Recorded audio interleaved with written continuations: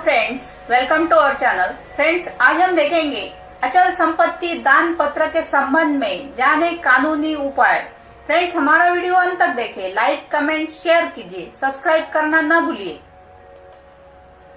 एक gift deed कौन बना सकता है? नंबर 1, संपत्ति का मालिक ही किसी दूसरे व्यक्ति को उपहार दे सकता है। इस नियम के अपवाद में वह मामला है जिसमें दाता या प्राप्तकर्ता नाबालिग है। नाबालिग व्यक्ति कोई करार करने योग्य नहीं होता है, इसलिए वे उपहार के रूप में संपत्ति हस्तांतरित नहीं कर सकते। यदि कोई दाता नाबालिग है तो उपहार के दस्तावेज वैध नहीं होते और शून्य हो जाते हैं। उपहार पाने वाले व्यक्ति के नाबालिग होने के मामले में एक वास्तविक अभिभावक उसकी ओर से उपहार स्वीकार कर सकता है। अभिभावक भेंट की गई संपत्ति के प्रबंधक के रूप में कार्य करता है। अगर दान की गई संपत्ति असाधारण है तो उसे तब तक लागू नहीं किया जा सकता जब तक कि वह व्यक्ति नाबालिग है। एक बार जब वह वयस्क हो जाता है तो वह उपहार को स्वीकार या वापस कर सकता है। संपत्ति के दान की प्रक्रिया। नंबर 2, किसी संपत्ति को उपहार में देने की प्रक्रिया को नीचे दिए हुए 3 चरणों में विभाजित किया जा सकता है। गिफ्ट डीड का प्रारूप तैयार करना। एक गिफ्ट डीड उपहार का कानूनी हस्तांतरण सुनिश्चित करता है और एक वकील की मदद से प्रारूप तैयार किया जाना चाहिए। यह दर्शाता है कि कौन सी संपत्ति हस्तांतरित की जा रही है, कौन सी संपत्ति हस्तांतरित कर रहा है और किस व्यक्ति से कर रहा है। यह दाता और प्राप्तकर्ता के बीच एक करार है जहां दाता स्वेच्छा से अपनी संपत्ति प्राप्तकर्ता को दान दे रहा है और प्राप्तकर्ता संपत्ति को स्वीकार करता है। यह अनिवार्य है कि एक उपहार किसी व्यक्ति द्वारा स्वेच्छा से किया जाना चाहिए, न कि किसी मजबूरी और न ही किसी धन के आदान प्रदान या किसी अन्य विचार के। नंबर 2, स्वीकृति। गिफ्ट डीड की स्वीकृति एक अन्य महत्वपूर्ण कानूनी आवश्यकता है और दाता के जीवन काल के दौरान प्राप्तकर्ता को उपहार स्वीकार करना चाहिए। यदि वह उपहार स्वीकार करने में विफल हो जाता है तो यह अमान्य हो जाता है। संपत्ति को कब्जे में लेने जैसे प्राप्तकर्ता के कृत्यों द्वारा स्वीकृति को मान्य किया जा सकता है। नंबर 3, पंजीकरण। संपत्ति हस्तांतरण अधिनियम की धारा 1(23) के अनुसार किसी भी व्यक्ति को अचल संपत्ति का दान तब तक पारित नहीं हो सकता जब तक कि यह पंजीकृत न हो। पंजीकरण के दौरान 2 गवाहों द्वारा इसे प्रमाणित कराना अनिवार्य है। दान में क्या क्या दिया जा सकता है? नंबर 1, किसी संपत्ति के वैध दान के लिए निम्नलिखित शर्तों का पूरा होना अनिवार्य है। नंबर 1, यह चल या अचल संपत्ति होनी चाहिए। नंबर 2, यह हस्तांतरणीय होना चाहिए। नंबर 3, यह एक मौजूदा संपत्ति होनी चाहिए, न कि भावी संपत्ति। नंबर 4, यह स्पर्श योग्य या वास्तविक होना चाहिए। नंबर 5, उपहार के समय हस्तांतरणकर्ता और प्राप्तकर्ता को जीवित होना चाहिए। एक वैध गिफ्ट डीड के लिए आवश्यक निर्देश क्या है? नंबर 1, एक गिफ्ट डीड विशिष्ट होना चाहिए जिसमें हस्तांतरित की जाने वाली प्रकृति की संपत्ति के हस्तांतरण संबंधित सभी आवश्यक तत्व शामिल होने चाहिए। यही कारण है कि एक वकील की मदद से दस्तावेज का प्रारूप तैयार करना उचित है। एक गिफ्ट डीड का सफलतापूर्वक संचालन होने के लिए निम्नलिखित आवश्यक चीजें पूरी होनी चाहिए। नंबर 1, रजिस्ट्रार के कार्यालय में दाता और प्राप्तकर्ता दोनों मौजूद होने चाहिए। नंबर 2, गिफ्ट डीड में अनिवार्य रूप से दान की जा रही संपत्ति का विवरण होना चाहिए। नंबर 3, प्राप्तकर्ता रिसीवर का विवरण भी बहुत आवश्यक है। नंबर 4, दस्तावेज पर हस्ताक्षर दाता यानी संपत्ति को उपहार देने वाले व्यक्ति द्वारा किया जाना चाहिए।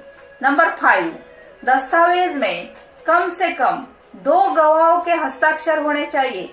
नंबर 6, संपत्ति के मूल्य के आधार पर दस्तावेज पर एक उचित गैर न्यायिक मुहर के साथ मुहर लगाई जानी चाहिए। एक गिफ्ट डीड का पंजीकरण। नंबर 1, जैसा कि पहले कहा गया है कि एक गिफ्ट डीड को दाता से प्राप्तकर्ता को एक संपत्ति हस्तांतरित करने के लिए पंजीकृत होना आवश्यक है। यह एक वकील की मदद से रजिस्ट्रार के कार्यालय में किया जाता है। पंजीकरण हस्तांतरण को मान्य करता है। पंजीकरण की प्रक्रिया के लिए आवश्यक कुछ सामान्य तथ्य निम्नलिखित है। नंबर 1, किसी मूल्यांकन विशेषज्ञ द्वारा उपहार की संपत्ति के मूल्यांकन की स्वीकृति। नंबर 2, स्टैम्प ड्यूटी और ट्रांसफर ड्यूटी का भुगतान। यह संपत्ति के प्रकार के अनुसार हर राज्य में भिन्न भिन्न होता है। स्टैम्प ड्यूटी भी पुरुषों की तुलना में महिलाओं के लिए कम है। स्टैम्प ड्यूटी की नवीनतम दरें संबंधित आधिकारिक सरकारी वेबसाइट पर देखी जा सकती है। नंबर 1, गिफ्ट डीड के पंजीकरण के लिए आवश्यक दस्तावेज। नंबर 1 है, एक गिफ्ट डीड के पंजीकरण करने के लिए कुछ आवश्यक दस्तावेज जैसे पैन कार्ड, आधार कार्ड, ड्राइविंग लाइसेंस, पासपोर्ट आदि को रजिस्ट्रार कार्यालय में जमा करना होगा। गिफ्ट डीड के बनने की प्रक्रिया की अवधि। नंबर 1, पंजीकरण अधिनियम 1908 की धारा 23 के अनुसार इसके लागू होने की तारीख से 4 महीने के भीतर अधिकारी के समक्ष एक गिफ्ट डीड प्रस्तुत किया जाना चाहिए। अंतिम पंजीकरण प्रक्रिया में कम से कम 1 से 3 सप्ताह का समय लगता है। गिफ्ट डीड के लिए पंजीकरण शुल्क और stamp duty. Number 1, gift deed के लिए स्टैम्प ड्यूटी और पंजीकरण शुल्क सभी राज्य के लिए अलग अलग होते हैं। स्टैम्प ड्यूटी और पंजीकरण शुल्क की गणना करने के लिए स्थानीय वकील से परामर्श लेना उचित है। स्टैम्प ड्यूटी और पंजीकरण शुल्क इस बात पर निर्भर करते हैं कि संपत्ति कौन दे रहा है। स्टैम्प ड्यूटी और पंजीकरण शुल्क संपत्ति के प्रकार के अनुसार भिन्न होता है। नंबर 1, क्या गिफ्ट डीड का पंजीकरण अनिवार्य है? अधिनियम 1908 की धारा 17 और संपत्ति अंतरण अधिनियम 1882 की धारा 123 के अनुसार गिफ्ट डीड को पंजीकृत कराना अनिवार्य है। यदि पंजीकृत नहीं है तो एक उपहार विलेख अमान्य होगा। नंबर 1, शादी के अलावा क्या कोई और अवसर है जिसमें उपहार के लिए कर नहीं लिया जाएगा? अधिनियम 1961 के अनुसार यदि उपहार निम्नलिखित स्थितियों शादी के अलावा में प्राप्त होता है तो यह कर योग्य नहीं होगा। जब कोई व्यक्ति रिश्तेदार, सगे संबंधी से उपहार प्राप्त करता है, जब किसी व्यक्ति को वसीयत के तहत या उत्तराधिकार में किसी व्यक्ति से उपहार मिलता है, जब कोई भी व्यक्ति दाता या भुगतानकर्ता की मृत्यु के विचार में किसी व्यक्ति से उपहार प्राप्त करता है, जब कोई भी व्यक्ति किसी भी स्थानीय प्राधिकरण, पंचायत, नगरपालिका, फाउंडेशन, विश्वविद्यालय, शैक्षणिक संस्थान, अस्पताल, किसी पंजीकृत धर्मार्थ या धार्मिक ट्रस्ट आदि से उपहार प्राप्त करता है, जब कोई ट्रस्ट, संस्थान, शैक्षणिक या चिकित्सा संस्थान किसी व्यक्ति से उपहार प्राप्त करता है, जब एचयूएफ के सदस्य एचयूएफ से एक एचयूएफ के कुल या आंशिक विभाजन पर पूंजीगत संपत्ति के वितरण के अवसर पर एक उपहार प्राप्त करते हैं, जब एक ट्रस्ट किसी व्यक्ति के रिश्तेदार के लाभ के लिए पूरी तरह से बनाया गया है, उस व्यक्ति से एक उपहार प्राप्त करता है।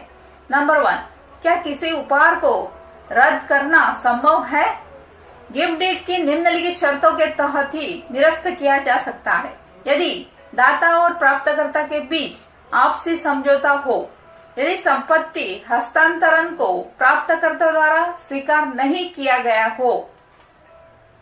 नंबर 1, क्या एक उपहार में शर्तें हो सकती है?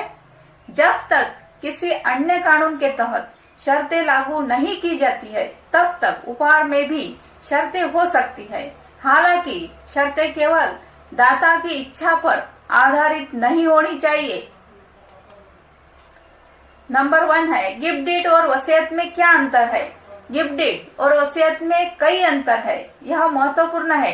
गिफ्ट डीड को मान्य करने के लिए प्राप्तकर्ता को भेंट स्वीकार करनी चाहिए। हालांकि वसीयत में ऐसी कोई स्वीकृति की आवश्यकता नहीं है और एक व्यक्ति संचालन के बाद अपने अधिकारों को त्याग सकता है। गिफ्ट डीड दाता के जीवन काल के भीतर पंजीकृत किया जाता है और यदि दानकर्ता की गिफ्ट डीड पर स्वीकृति मिलने से पहले मृत्यु हो जाती है तो गिफ्ट डीड शून्य हो जाता है। हालांकि वसीयतकर्ता की मृत्यु के बाद ही वसीयत को अंजाम दिया जाता है। वसीयतकर्ता के जीवन काल के दौरान वसीयत को हमेशा रद्द किया जा सकता है, लेकिन एक बार पंजीकृत होने पर एक गिफ्ट डीड को रद्द नहीं किया जा सकता है। Thank you friends.